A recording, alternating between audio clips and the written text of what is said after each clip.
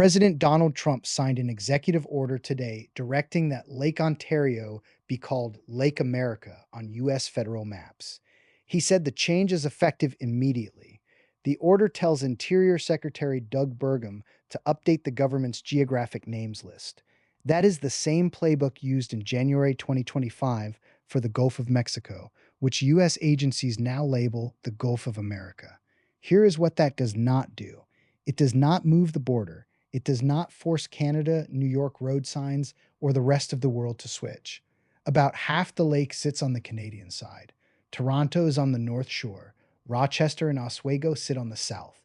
The name Ontario is older than both countries.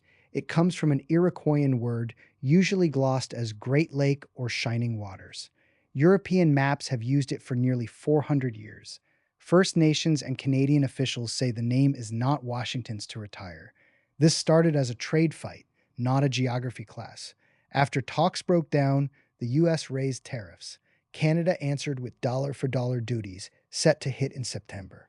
Ontario Premier Doug Ford and the White House traded insults. On Tuesday, the president posted that the United States might rename the lake because it did not expect much more business with Ontario. On Wednesday, he said, "People thought he was kidding. Maybe he wasn't. Today he signed." Canada's industry minister already drew the line. "We will always call it Lake Ontario, period."